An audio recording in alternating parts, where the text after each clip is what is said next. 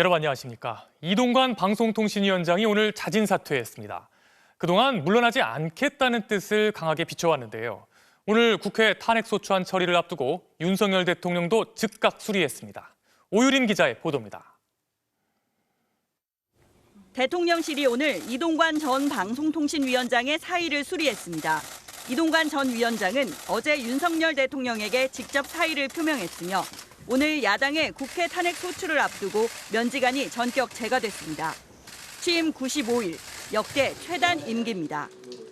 기자실을 찾은 이 전 위원장은 사임과 관련해 정치적 꼼수가 아니라며 이는 오직 국가와 인사권자인 대통령을 위한 충정이라고 밝혔습니다. 방통위가 사실상 식물 상태가 되고 탄핵을 둘러싼 여야 공방 과정에서 국회가 전면 마비되는 상황은 제가 희생하더라도 피하는 것이 공직자의 도리일 것입니다. 탄핵안이 통과될 경우 위원장 업무 중단으로 그동안 정부가 추진 중인 각종 언론 정책 실행이 불가능해진다는 판단에 따른 고육지책으로 보입니다. 방통위는 대통령 지명 2명과 여야 추천위원 3명으로 구성되는 합의제 기구입니다. 하지만 국회를 통과한 야측 최민희 전 민주당 의원의 임명을 대통령이 7개월가량 미루며 지난달 후보자가 자진 사퇴했고 국민의힘이 추천한 이진숙 전 대전 MBC 사장은 아직 국회를 통과하지 못해 그동안 여당 측 2인 체제로 운영돼 왔습니다. 이동관 전 위원장은 국회에 계류 중인 상임위원 3명을 임명해 여야 2대2 체제를 유지하는 방안에 대해서는 부정적 입장을 밝혔습니다. 2대2 구조가 돼서 그게 말하자면 딱 꽉 막혀 있는 상황이 되면 어떻게 되겠습니까? 그건 뭐 산수 아니에요? 아무것도 할 수가 없는 식물 상태인 똑같고 잘못하면 더 시끄럽기만 하겠죠. 예. 방통위는 이상인 부위원장 직무대행 체제로 전환했습니다. 상임위원 1명으로는 중요 안건 의결이 불가능한 만큼 방통위는 조직 운영을 위한 필수 업무만 유지할 것으로 보입니다. MBC 뉴스 오유림입니다. 그동안 이동관 전 위원장을 바라보는 시선은 극단적으로 엇갈렸습니다. 언론 정상화의 최적임자라는 평가와 언론 장악 기술자라는 비판이 맞섰는데요. 이명박 정권 시절 언론 장악을 시도한 문건이 폭로되고 자녀의 학폭 무마 의혹이 제기되는 등 논란도 끊이지 않았습니다. 계속해서 임현주 기자가 보도합니다. 인사청문회의 최대 쟁점은 이동관 전 위원장의 이른바 언론 장악 전력이었습니다. 이명박 정부 시절 국가정보원을 동원해 비판적인 언론에 영향력을 행사하려 했다는 의혹이 불거졌고 자녀의 학폭 의혹이 계속 따라다녔습니다. 취임 일성은 공영방송의 근본적인 구조 개혁이었습니다.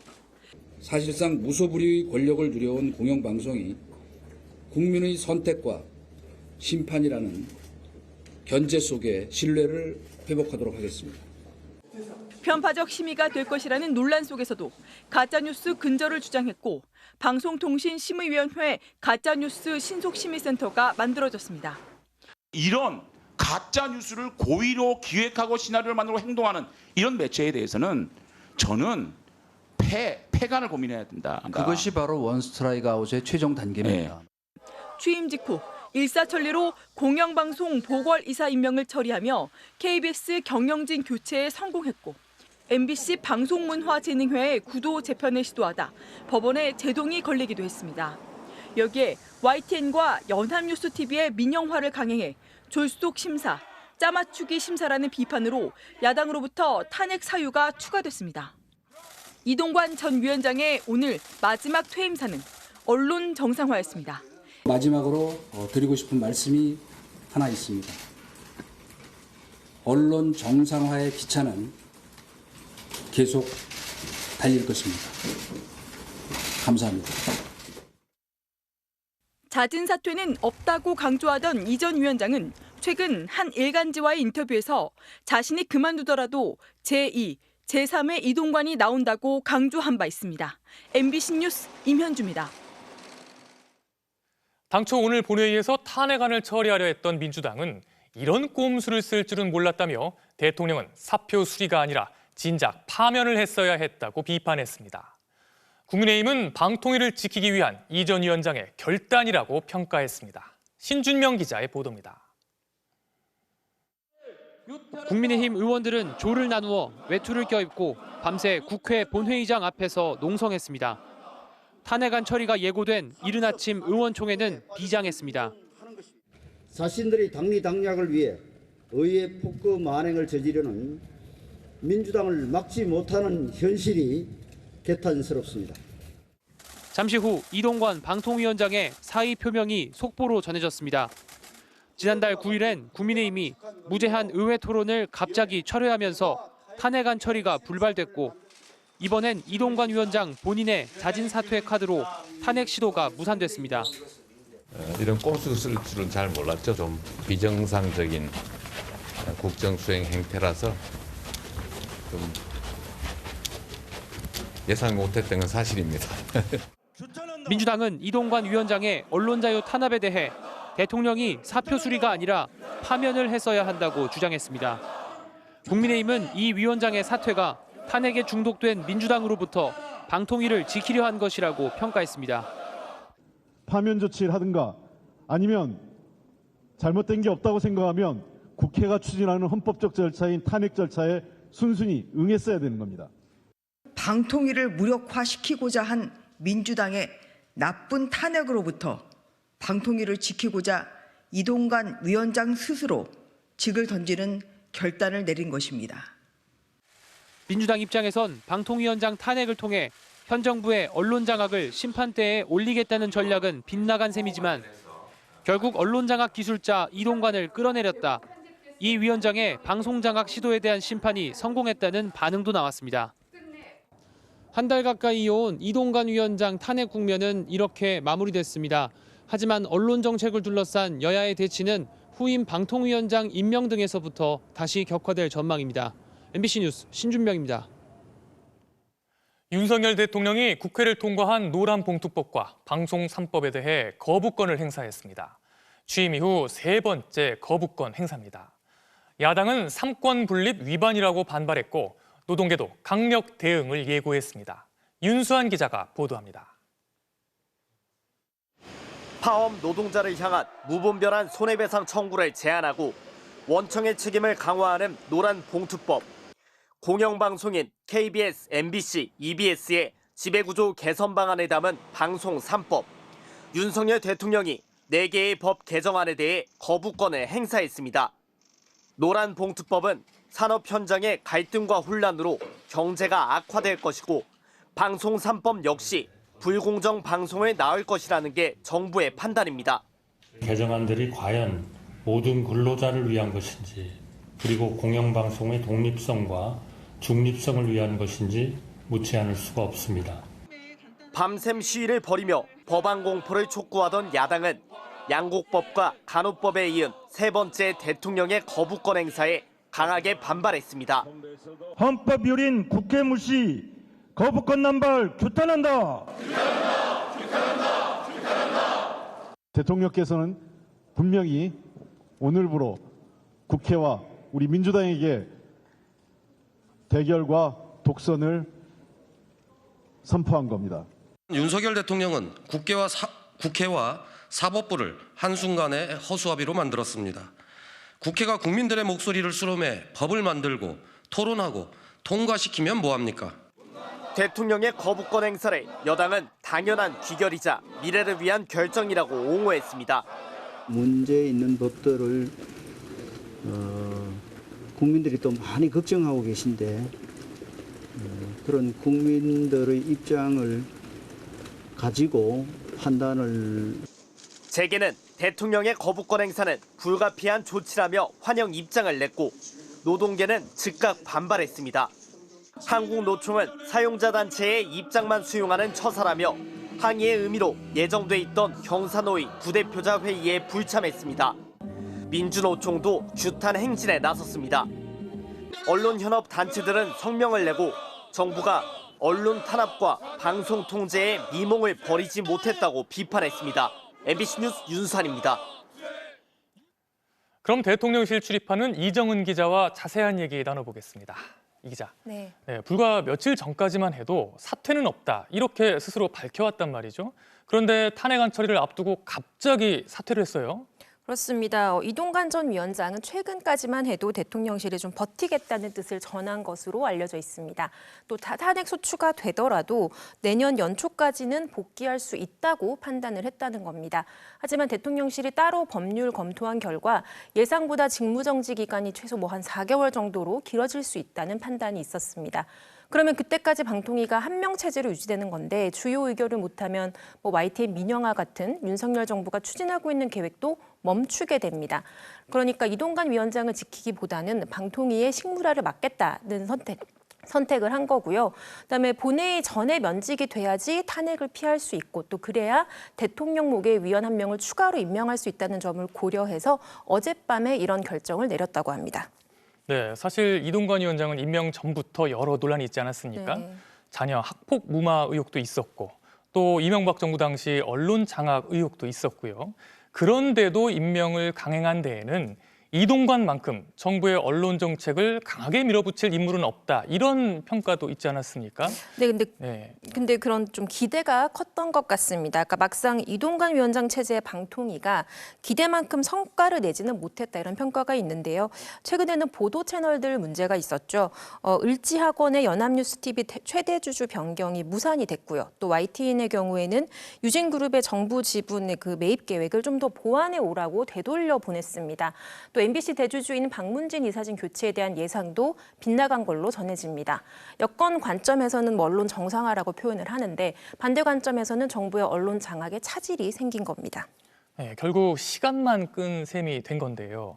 그럼 이 전 위원장에 대한 여권의 평가는 좀 달라진 게 있을까요? 지난 10월 여당이 강서구청 보궐선거에서 좀 크게 패배를 했잖아요. 그리고 최근에 그 2030 엑스포 유치 관련해서도 정부나 이런 그 민간의 예측이 크게 빗나가서 대통령이 직접 사과까지 했습니다. 그래서 윤석열 대통령이 전반적으로 정책과 정보 또 정세 판단에 대한 리뷰를 실시하고 있다고 하는데요. 이런 상황 가운데 이 전 위원장에 대한 부정 여론을 좀 진지하게 보게 됐다 이런 해석이 있습니다. 그래서 어제 여당 중진회의에서 이동관 전 위원장 자진 사퇴로 방통위 식물화를 막자 이런 의견이 나왔고 이게 대통령실에 전달이 됐는데 고위 참모들도 반대하지 않았다고 합니다. 네, 대통령실로서는 후임 고민이 클 텐데요. 원래 방통위원장은 정치적 독립성에 대한 조건이 까다롭지 않습니까? 그렇습니다.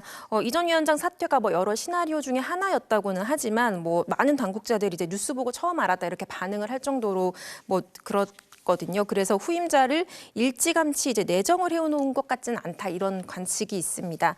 현재 전직 언론인 출신 몇 명의 이름이 지금 거론이 되고 있는데 좀 더 지켜봐야 할 것 같고요. 그리고 게다가 그 방통위법은 그 위원회 기준을 꽤 까다롭게 정하고 있습니다. 그래서 선출직 공무원 그러니까 전직 의원들이 되겠죠. 퇴임한 지 3년이 지나야 하고 또 금고 이상의 형을 받은 자는 유예 기간이 끝난 지 2년이 지나야 됩니다. 그러니까 집행유예 2년이 지나야 되고요. 또 대통령직 인수위원을 했던 사람도 3년이 지나야 합니다.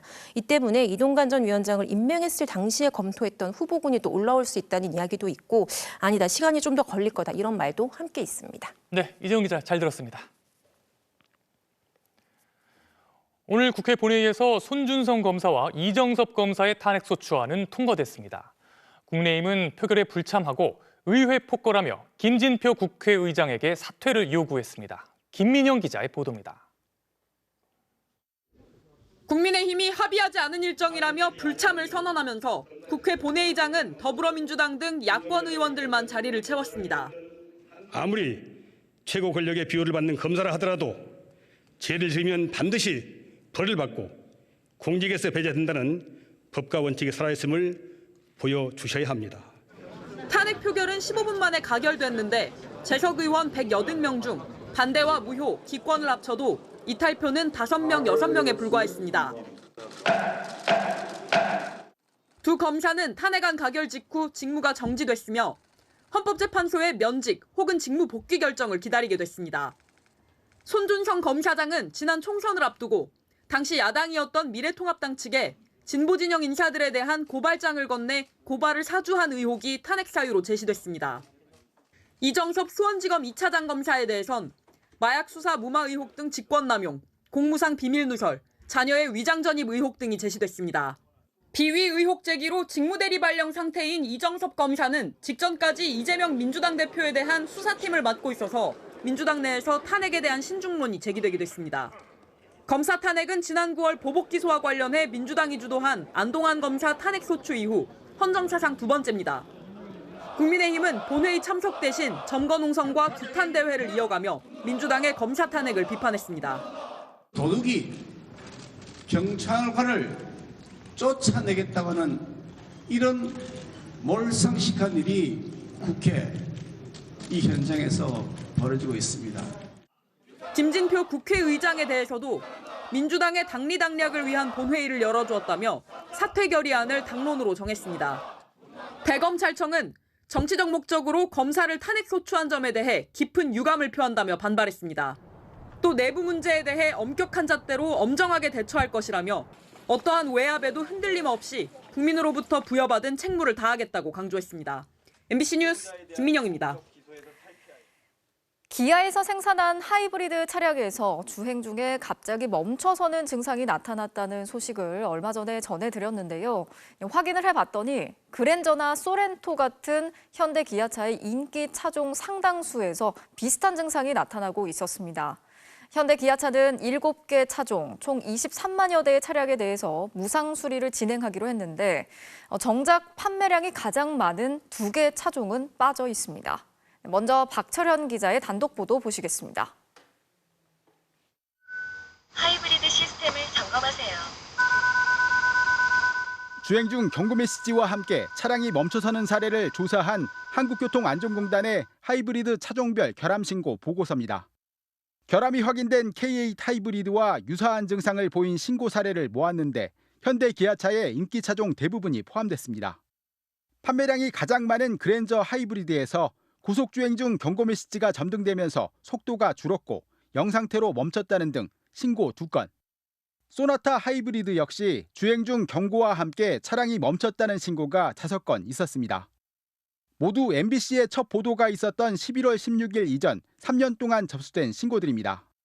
기아차는 가장 판매량이 많은 소렌토와 이미 보도됐던 K8을 포함해 K5와 K7, 니로와 스포티지 등에서 같은 내용이 접수됐습니다. 이 같은 문제를 확인한 국토부는 현대 기아차 측에 하이브리드 차량 전반에 대한 조치를 우선 취해달라고 요청했습니다. 전체 차종을 저희들이 이제 지시를 좀 이야기를 했거든요. 하이브리드 차량 똑같은 거 아니냐. 이에 따라 현대 기아차는 소나타와 아반떼, 투싼, 니로, 스포티지, K5와 K8 등 7개 차량 약 23만 7천 대를 무상 수리하기로 했습니다. 국토부의 조사 전에 선제적으로 대응한 겁니다. 문제가 있으면 리콜 조사 들어가니까 조사 전에 빨리 해버리고 리콜까지 조사 하지 않게끔 만들려고 하는 것도 있죠. 그런데 정작 판매량이 가장 많은 그랜저와 소렌토는 빠졌습니다.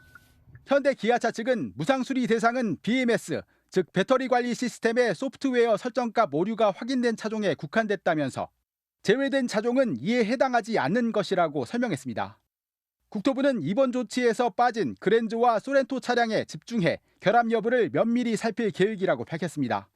MBC 뉴스 박철현입니다. 네, 그러면 경제팀 박철현 기자와 함께 관련 내용 조금 더 이야기 나눠보겠습니다. 박 기자, 요즘 하이브리드 차량 타시는 분들 많으시잖아요. 걱정이 많이 되실 것 같은데 이런 증상이 현대 기아차에서만 나타나는 겁니까? 그렇지는 않습니다. 이번에 국내 차량들에 나타났던 증상들과 똑같지는 않지만 하이브리드 시스템이 먹통이 되는 증상은 외국산 차량들에도 과거부터 있어 왔습니다. 예. 원인은 여러 가지인데요. 하이브리드 계통에 이상이 생길 경우에 어느 차량에서도 이번처럼 운행이 제한되는 이른바 안전모드가 실행될 수가 있습니다. 네. 다만 국내에서는 현대 기아차의 점유량이 워낙 크기 때문에 그렇죠. 상대적으로 다른 외국 차량의 결함 신고는 적을 수 있습니다. 지난 3년 동안 국내에 비슷한 증상으로 신고된 외국산 차량은 국내에서 철수한 닛산의 무라노가 한 건으로 유일했습니다. 그러니까 현대 기아차의 차량이 아니어도 이런 증상이 나타날 수 있다는 거군요. 근데 박 기자도 이전에 이런 증상을 겪었던 적이 있다고 하셨잖아요. 굉장히 무섭고 당황스러울 수밖에 없을 것 같은데 이런 상황에서 어떻게 대처를 해야 합니까? 네. 저도 갓길이 없는 자동차 전용 도로에서 이런 증상을 겪었었는데요. 네. 일단 경고음이 울린 뒤에는 가속 페달을 밟아도 이게 먹통이 안 되는 나가는 거죠. 거죠. 예. 네, 그래서 아무리 엑셀을 밟아도 속도가 안 나는 건데요. 이럴 때 먼저 비상 경고등을 켜고 주변에 가까운 갓길이나 안전지대가 있는지 찾아서 최대한 빨리 이동하는 게 좋습니다. 예. 그리고 차가 일단 멈추면 시동이 완전히 꺼질 수 있거든요. 네네. 그래서 급정거는 하지 않는 게 좋고요. 예. 또 가속 페달이 먹통이 됐으니까 한번 감속이 되면 다시 속도를 올릴 수가 없잖아요. 그렇죠. 그러니까 브레이크 페달을 밟을 때도 신중하게 고민을 해야 합니다. 예. 그러면은 만약에 지금 내가 타고 있는 차가 이런 증상 언급된 차량 중에 하나다. 그러면은 무상 수리를 받아야 하는 상황이잖아요. 어떻게 해야 됩니까? 현대 기아차 측에서는 무상 수리 통지문을 받은 고객들은 일단 공식 수리점에 문의를 해서 방문 일정을 예약을 하라고 공고를 하고 있습니다. 예. 무상 수리 대상 차량들은 공통적으로 BMS, 그러니까 차량 배터리 관리 시스템의 소프트웨어 설정값이 오류가 생기고 있는 건데요. 네. 소프트웨어를 업데이트를 시키면 문제를 해결한다고 이렇게 설명을 하고 있습니다. 시간은 약 30분 정도 걸린다고 합니다. 30분이요. 네. 예. 또 전문가들은 무상 수리 차종에 해당되지 않더라도 비슷한 증상이 나타나는 경우에는 지체 없이 자동차 리콜센터에 신고해서 결함 조사가 이루어지도록 하라고 공고하고 있습니다. 네, 안전과 직결된 문제이기 때문에 좀 제대로 된 조치가 필요할 것 같습니다. 자, 여기까지 듣겠습니다. 박 기자 잘 들었습니다. 네, 오늘 새벽 제주의 한 화재 현장에서 20대 소방관이 순직하는 안타까운 사고가 있었습니다. 현장에 가장 먼저 도착을 해서 80대 노부부를 대피시키고 진화 작업을 돕다가 변을 당했는데요. 순직한 소방관은 올해 29살 임성철 소방장입니다. 김하은 기자가 전하겠습니다. 깜깜한 새벽, 갑자기 불길이 치솟더니 주변이 대나처럼 환해집니다. 순식간에 불길이 번지더니 연기가 가득 뿜어져 나옵니다. 오늘 새벽 0시 45분쯤 제주 서귀포시 표선면의 한 주택 옆 창고에서 불이 났습니다. 당시 주택에서는 80대 노부부가 잠을 자고 있었는데 출동한 소방구조대와 주민들에 의해 구조됐습니다. 하면서 소리를 지르는 거예요. 그래서 그냥 팬티 빨고 나가고서 보고 하여튼 불이 막 그냥 막 번지고 있는 거야. 그런데 불이 난 창고 일부가 무너져 내리면서 제주 동부소방서 소속 임성철 소방장을 덮쳤습니다. 콘크리트 처마가 갑자기 무너지며 머리를 크게 다쳐 병원으로 이송됐지만 결국 숨졌습니다. 올해 29살인 임 소방장은 임용 5년 차인 구급대원이었습니다. 가장 먼저 현장에 도착해 주민 대피를 마친 뒤 진화 작업에 나섰다가 변을 당한 것으로 알려졌습니다.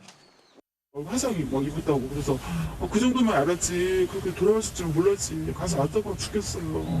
20대고 또 너무 어린 나이가 그래갖고 가슴이 너무 아파요.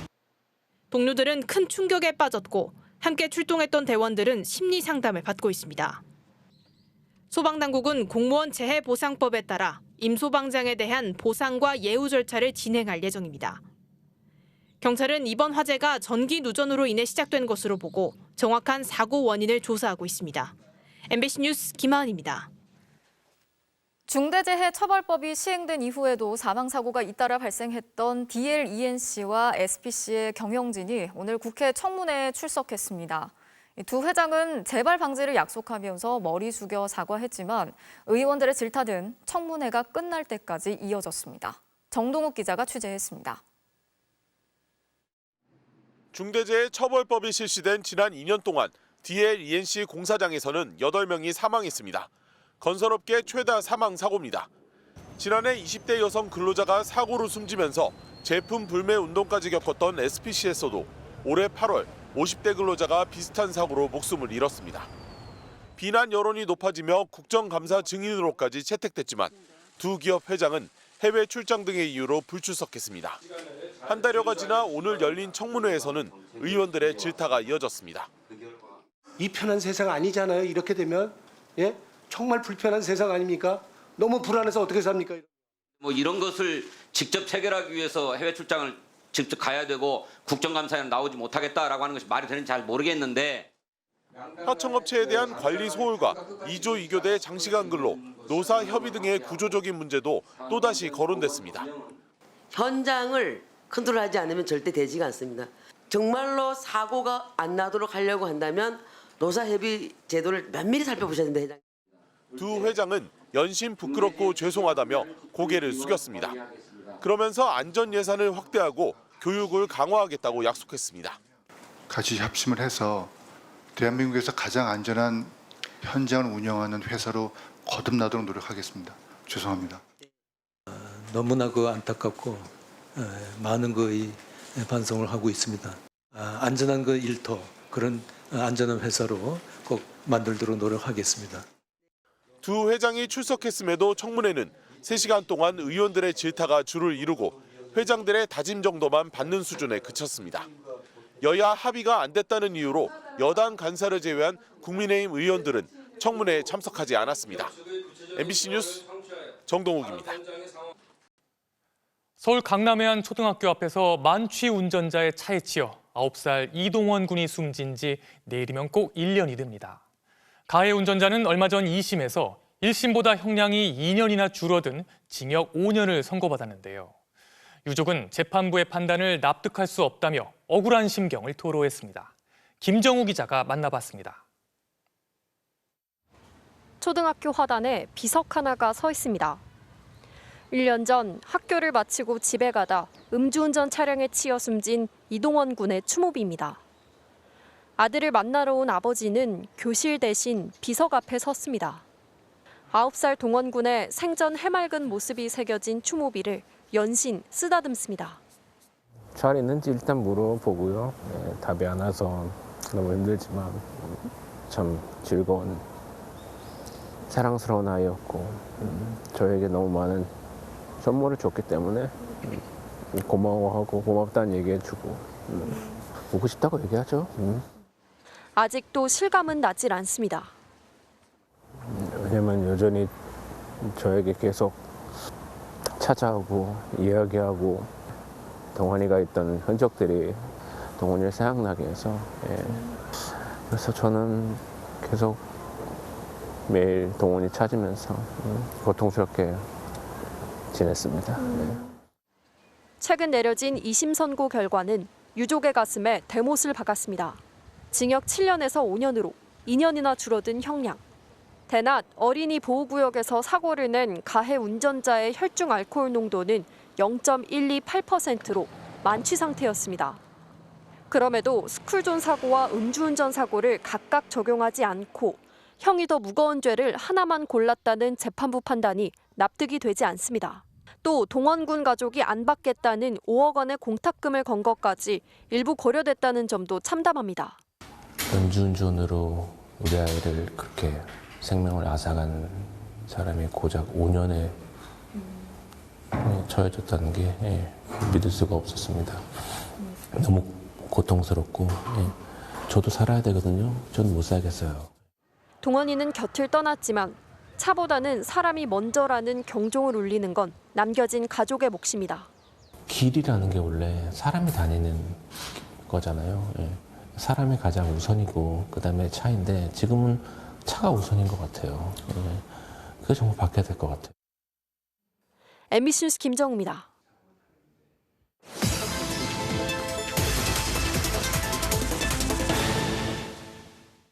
바로 간다 사회팀 이지은 기자입니다. 이곳 서울 강남구 언북초등학교 앞 어린이 보호구역에서 하교하던 9살 동원군이 음주운전 사고로 목숨을 잃은 지 내일이면 벌써 1년이 됩니다. 이 사고를 계기로 서울 곳곳 초등학교 통학로에 위험요소 개선 작업이 이뤄질 거라 발표됐었는데요. 한 해가 지난 지금 얼마나 달라졌는지, 등하굣길 안전은 제대로 확보되고 있는지 지금 바로 가보겠습니다. 사고 1년 뒤 다시 가본 언북초는 많이 달라진 모습입니다.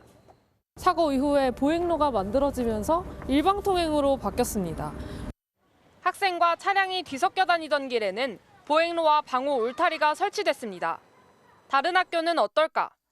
올해 초만 해도 보행로와 차로가 구분되지 않아 불법 주정차가 빈번했던 마포구 공덕초 주변은 현재 보행로와 함께 볼라드가 신설됐습니다. 광진구 용곡초는 언덕에 있어 겨울이면 사고 위험이 컸는데 이제는 통학로에 열선이 깔렸고 보행로와 방호 울타리도 설치됐습니다. 하지만 여전히 위험한 곳도 많습니다. 성동구의 한 초등학교. 등교 시간에 시간제 일방통행제를 시행하는 곳입니다. 학교 바로 옆이라 등하교하는 어린이들이 많이 다니는 골목입니다. 보시는 것처럼 인근 도로 정체를 피하기 위해 우회하는 차량들이 많습니다. 보란 듯이 역주행을 하는 차량을 세워봤습니다. 저 말씀 하나만 여쭈려고요. 혹시 여기 동네 주민? 그대로 떠나버립니다. 심지어 역주행 차량들이 꼬리에 꼬리를 물기까지 합니다. 차가 너무 여기가 복잡해. 저기를 막아주든지 이쪽을 갖다 막아주든지 그래야 돼. 살짝 좁을 때가 있어요. 차가 너무 많이 다녀가지고. 네, 차가 좀 덜 다녔으면 좋겠어요. 네. 상당수 통학로는 보행로 차로 구분이 여전히 안 돼 있고 보행로가 있더라도 방호 울타리가 없는 경우가 허다합니다. 서울시 교육청이 서울시 내 초등학교 앞 어린이 보호구역을 조사한 결과 모두 2,100여 건의 지적사항이 나왔습니다. 보차로 미분리 같은 보행 안전시설 미흡, 횡단 안전시설 미흡 등 권장 개선 사항은 1,000건이 넘었고 주정차 금지 위반과 보호구역 안내시설 미흡 등 필수 개선 사항도 245건에 달했습니다. 하지만 개선된 건 극히 일부입니다. 지자체와 경찰 등 여러 주체가 협의해야 해 절차가 복잡하고 또 학교 인근 주민 반대가 심해 개선을 위한 동의를 이끌어내기도 어렵기 때문입니다. 25개 구청과 서울시가 의지의 문제인 것 같아요. 적극적인 의지를 갖고 시급하게 예산 편성이 필요하다. 서울시는 예산 문제와 주민이나 상인들의 반대로 애로사항이 많다며 관계 기관들과 협의해 조속히 개선하겠다고 밝혔습니다. 바로 간다 이지은입니다.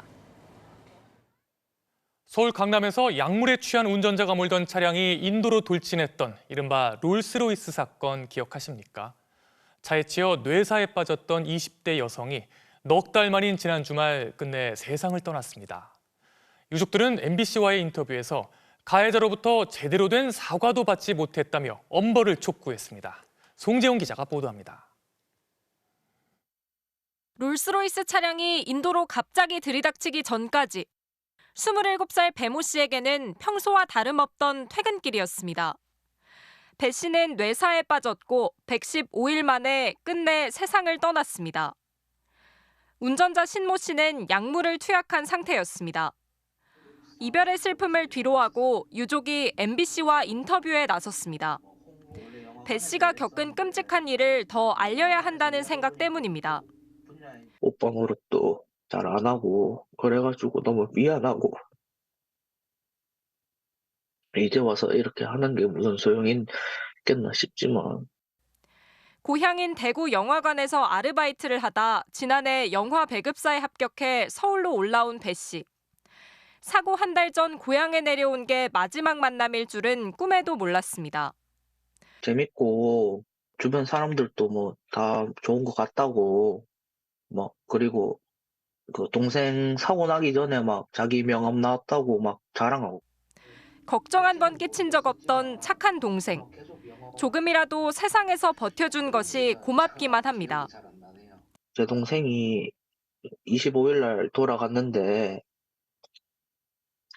24일 날 생일이었거든요. 그래서 원래 3개월 정도 최대라 했는데 한 달 동안 자기 생일까지 기다려줬다고. 가해자의 행태는 유족들의 가슴을 2번 찢어놨습니다.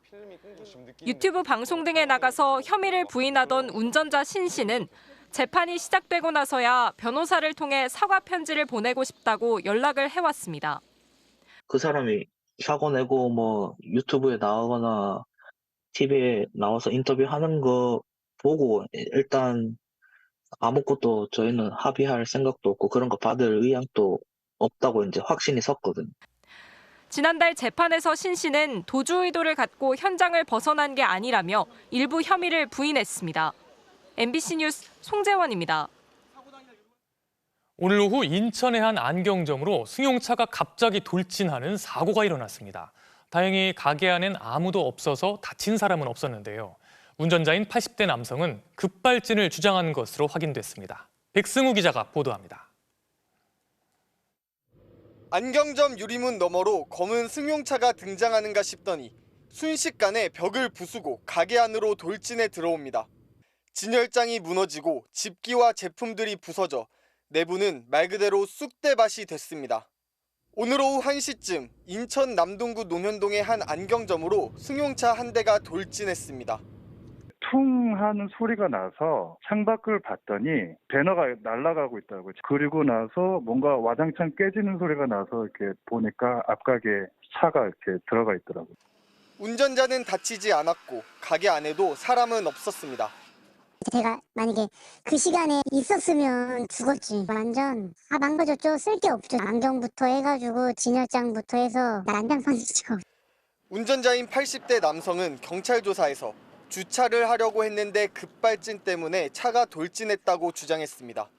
경찰은 CCTV 등을 토대로 차량 속도와 브레이크 작동 여부를 분석해 급발진 여부 등 사고 경위를 확인할 예정입니다. 고령 운전자 사고는 해마다 늘고 있습니다. 지난 10월 충북 청주에서도 70대 운전자가 몰던 차가 길을 건너던 부부를 덮쳐 50대 아내가 숨지고 남편도 크게 다쳤습니다. 지난해 65살 이상 고령 운전자들의 사고 건수는 3만 4천여 건. 최근 4년 새 전체 교통사고 수는 줄어든 반면 고령 운전자 사고는 지난 2005년 통계를 낸 뒤 계속 증가하고 있습니다.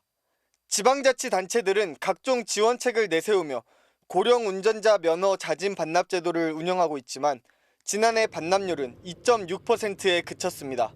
MBC 뉴스 백승우입니다. 테슬라의 전기 픽업 트럭, 사이버 트럭이 공개된 지 4년 만에 본격적으로 생산을 시작했습니다. 스포츠카보다 빠르고 총알도 뚫지 못할 정도로 튼튼하다는 걸 강점으로 내세웠는데요. 그런데 생각보다 가격이 너무 비싸고 주행거리는 짧아서 주가가 오히려 떨어졌고 테슬라의 악몽이 될 거라는 혹평까지 나왔습니다. 뉴욕에서 강나림 특파원이 취재했습니다. 어둠 속에서 모습을 드러낸 테슬라의 전기 픽업 트럭. 공개한 지 4년 만에 생산된 사이버 트럭을 구매 고객에게 처음으로 인도하는 행사입니다. Welcome to the Cybertruck delivery event. 테슬라가 내세운 사이버 트럭의 강점은 기존 픽업 트럭보다 강하고 빠르다는 겁니다. 정지 상태에서 시속 100km를 내기까지 걸리는 시간은 2.6초. 적재는 1.1톤, 견인은 5톤까지 할 수 있습니다. 성능을 강조하기 위해 사이버 트럭이 스포츠카 포르쉐 911을 뒤에 매단 채 포르쉐 911을 앞서는 경주 영상을 보여주기도 했습니다. 또 사이버 트럭에 기관총을 난사하는 영상을 공개하며 완벽한 방탄 기능을 강조했습니다. In movies, you sometimes see the hero or heroine hiding behind the car door while being shot with bullets. That doesn't actually work unless you're driving a Cybertruck. 모델별로 충전당 주행거리는 402km부터 547km가량이고 가격은 우리 돈 8천만 원부터 1억 3,900만 원까지로 책정됐습니다. 일론 머스크는 사이버 트럭이 미래의 도로 모습을 바꾸게 될 거라고 했지만 현지 언론은 이 트럭이 테슬라의 악몽이 될 거라는 혹평을 쏟아냈습니다. 스테인리스강 소재로는 대량 생산이 쉽지 않아 테슬라가 생산비를 낮추기 어려울 거라는 예상이 많습니다. 또 차체 소재와 디자인이 독특한 만큼 파손 시 수리가 쉽지 않은 점도 큰 난제로 꼽힙니다. 이를 반영한 듯 행사 직후 테슬라의 주가는 1.7% 떨어졌습니다. 하지만 100만 명이 사전 구매 계약을 할 정도로 사이버 트럭에 대한 대중들의 기대감이 높은 상태여서 성공과 실패를 예단하기는 어려운 상황입니다. 뉴욕에서 MBC 뉴스 강나림입니다. 이스라엘과 하마스가 일주일간의 휴전을 끝으로 다시 전쟁에 돌입했습니다. 아직까지 100명이 넘는 인질들이 여전히 하마스에 억류돼 있는 것으로 알려졌는데요. 시한부 인생을 살고 있는 한 인질의 어머니는 자신이 죽기 전에 딸을 석방해달라고 호소하고 있습니다. 전재훈 기자가 전하겠습니다. 팔레스타인 가자 지구에 또다시 잿빛 구름이 피어오릅니다. 지난달 24일 시작돼 7일간 지속됐던 임시 휴전이 끝나고 전쟁이 다시 시작된 겁니다. לשחרר את כל חטופינו, לחסל את החמאס עד תום ולהבטיח שמעזה לא יחזור איום כזה לעולם. 휴전이 하루 더 연장될 것이라는 외신 보도도 있었지만 약속된 휴전 시간이 끝나자 이스라엘은 곧바로 공습에 들어갔습니다. 하마스 측이 휴전 협정을 어기고 선제 공격했다는 이유였습니다. 휴전 종료 1시간 전에는 하마스의 로켓포가 이스라엘로 날아들었고 휴전 마지막 날에는 예루살렘의 버스 정류장에서 괴한 2명이 민간인을 총격해 3명이 숨지고 6명이 다쳤습니다. 하마스는 곧바로 자신들의 소행이라고 시인했습니다. 휴전 연장 협상이 불발된 데에는 이 사건들이 영향을 미친 것으로 분석됩니다. 휴전 이후 지금까지 105명이 풀려났지만 120명이 넘는 인질은 여전히 하마스에 억류돼 있습니다. 특히 음악 축제장에서 오토바이에 실려 납치되는 장면이 찍혔던 노아 아르가마니의 어머니는 간절하게 딸의 석방을 호소하고 있습니다. אני חולת סרטן עכשיו, סרטן המוח. אני לא יודעת כמה זמן נשאר לי. אני רוצה לזכות שלילוד הנוער שלי בבית. 남아있는 인질과 수감된 팔레스타인인을 교환하는 조건으로 휴전의 불씨를 다시 살리려는 국제사회의 노력은 이어지고 있습니다. 아랍권 알자지라 방송은 이집트 등 중재국들이 휴전 연장을 위해 여전히 노력하고 있다고 전했습니다. MBC 뉴스 전재홍입니다. 세계 각국이 모여서 기후 위기에 대한 대응을 논의하는 유엔 기후변화협약 당사국 총회가 두바이에서 개막했습니다. 이번 총회에서는 2030년까지 재생에너지를 3배 늘리는 서약에 각 나라들의 참여를 요구하고 있는데요. 우리 정부도 여기에 동참할 것으로 알려졌는데 정작 국내 재생에너지 정책은 뒷걸음질 치고 있다는 비판이 끊이지 않고 있습니다. 류현준 기자가 취재했습니다. 태양광 모듈 업체 창고의 문이 열리자 끝모를 정도로 들어찬 재고 상자들이 보입니다.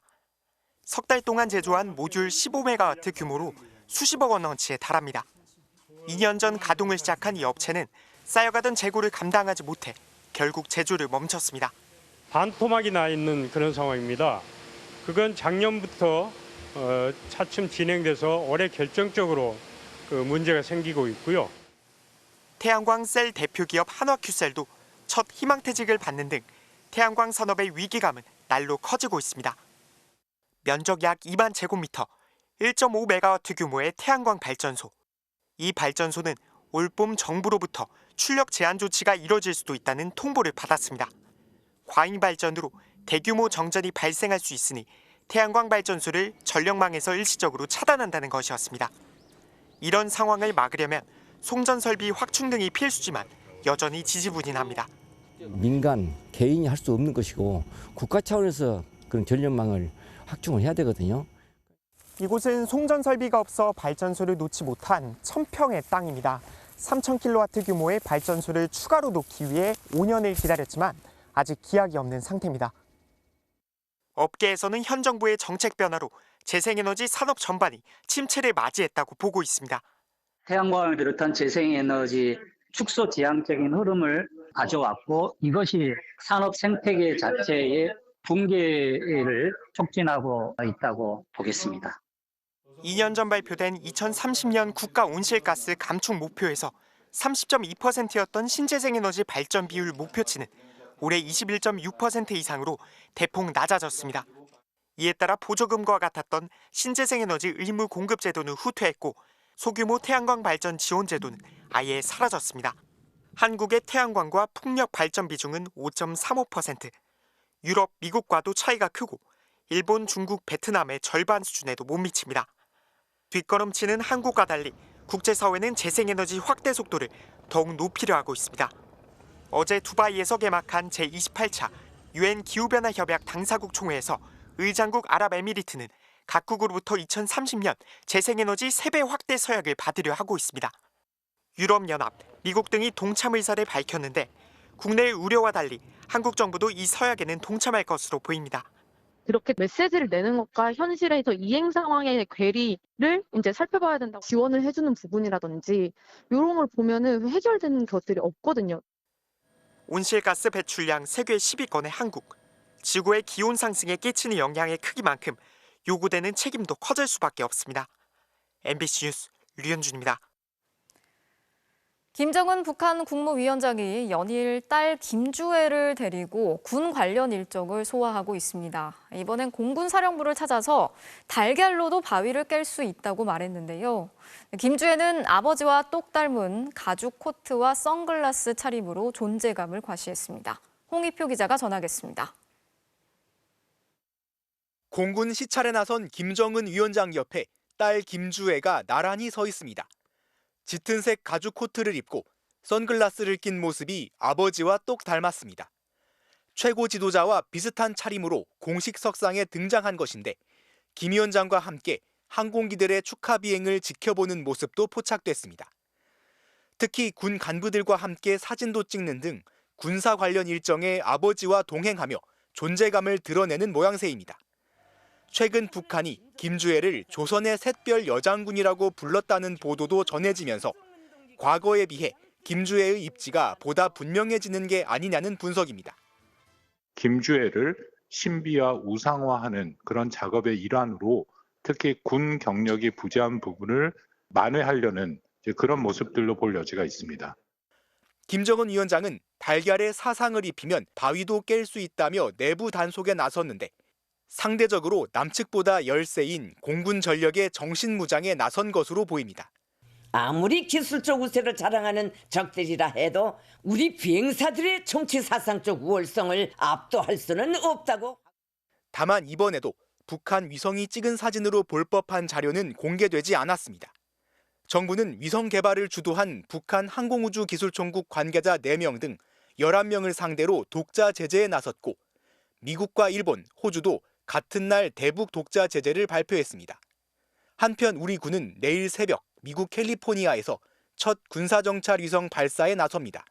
미국 스페이스 X사의 펠컨 9 로켓에 실려 우주로 향할 정찰 위성 1호기는 수시간 내로 성공이 판가름 날 전망입니다. MBC 뉴스 송희표입니다.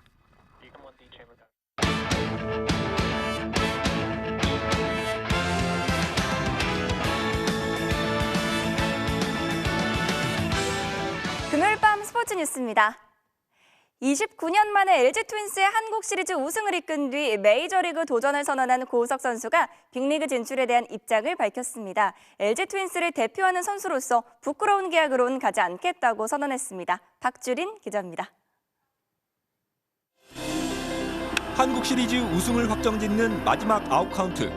LG의 29년 묵은 한을 푼 순간이었는데 마무리 고우석은 묘할 만큼 담담했습니다. 머릿속이 좀 데워야죠.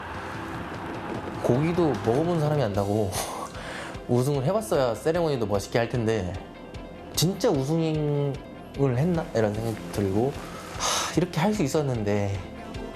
통합 우승을 가능케 한 결정적인 순간들. 동료들의 놀라운 집념에 고우석도 우승을 직감했습니다. 혜민이 형이 슬라이딩 캐치 했을 때 그때가 가장 좀 소름 돋는 것 같아요. 이거 우리가 당하던 건데 우리가 했네? 이런 생각이 들면서 와, 좀 분위기가 온 것 같다. 결말은 해피엔딩이었지만 고우석에게 올 시즌은 험난했습니다. 3월 WBC를 앞두고 터진 인터뷰 논란. 오타니에게 던질 곳이 없다면 안 아픈 곳에 마치겠다는 농담조의 말이 일본 언론에까지 소개되며 비난의 표적이 됐고 설상가상 갑작스러운 어깨 부상으로 한 경기도 나서지 못하면서 마음고생은 배가 됐습니다. 한국인들이 정말 강하게 던져보고 싶다라고 했는데 좀 재밌게 얘기해달라고 하시더라고요. 그런 오해의 소지가 있다는 말을 했다는 게 제 잘못이었고 단 한 번도 누구를 일부러 맞춰라 이렇게 야구를 배웠던 적이 없고 그게 가장 수상했던 것 같아요. 시련의 기억을 우승으로 훌훌 털자마자 새로운 도전을 선언한 고우석. 한국시리즈 우승했을 때 포스팅 신청을 해주겠다 이런 얘기를 계속 나누고 있었어요. 더 좋은 선수로 발전할 수 있는 순간이 올 수도 있겠다는 마음으로 좀 설레는 거지. 난 무조건 나간다 뭐 이런 것도 아니고요. 꿈에 한 발 더 다가섰지만 LG의 마무리라는 자존심은 지킬 생각입니다. 이정우 선수처럼 큰 계약을 딴다. 그 정도의 클래스 선수다. 저는 그렇게 생각하지 않고요. 그래도 자존심은 있어야 된다고 생각합니다. LG 트윈스라는 이름을 달고 대표로 가는 건데 부끄러운 계약으로 가면 안 된다고 생각합니다. 메이저리그에 가서 야구를 하는 것도 꿈이지만 LG 트윈스에서 야구하는 것도 제 꿈이에요. 항상 응원해주셔서 감사합니다. MBC 뉴스 박주린입니다.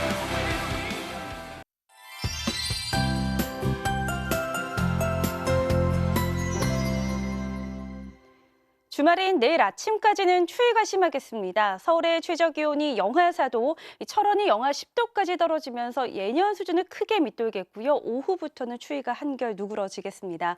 그래도 계절이 계절인 만큼 감기에 들지 않도록 옷차림 잘 해주셔야겠고요. 내일 밤 한때 경기 북부와 강원 내륙에는 1에서 3cm가량의 눈이 오겠고 서울 등 그 밖의 중부지방도 산발적으로 눈이 날리겠습니다. 또 오늘 강원도 양양 일대에서는 산불이 발생하기도 했는데요. 동해안 지방은 열흘 넘게 건조주의보가 이어지는 가운데 내일 저녁부터 강원 산지를 중심으로는 순간 시속 90km 안팎의 돌풍도 불어들겠습니다. 또 서해상에서 만들어진 눈구름이 제주도로 유입되면서 한라산에는 약하게 눈이 오고 있는데요. 오늘 밤중에는 그치겠습니다. 네, 전국 하늘 구름이 많겠고 내린 비나 눈이 얼어붙어서 길이 미끄러운 곳이 많겠습니다. 아침 최저 기온은 서울이 영하 4도, 대구와 광주 영하 1도로 춥겠고요. 낮에는 서울이 7도, 부산 11도로 오늘보다 2도에서 6도가량 높겠습니다. 다음 주 중반에는 아침 기온이 영상권으로 올라서겠습니다. 날씨였습니다. 금요일 뉴스데스크 마치겠습니다. 오늘도 함께해 주신 여러분 고맙습니다.